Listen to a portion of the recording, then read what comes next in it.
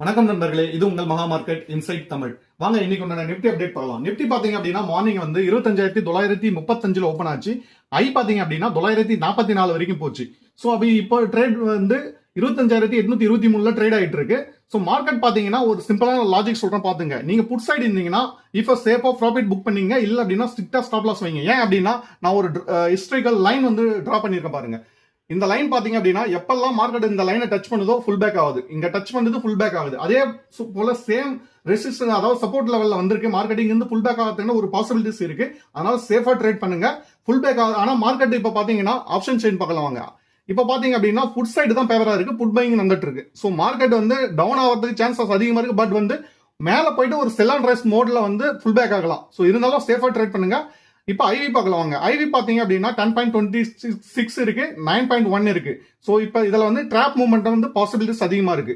அதே India Vicks பாத்தீங்க அப்படின்னா 11.77 இருக்கு. சோ நார்மலா இருக்கு. அதனால செல்லருக்கு எந்த பேனிக்கும் ஆகிறதுக்கான சான்சஸ் இல்ல.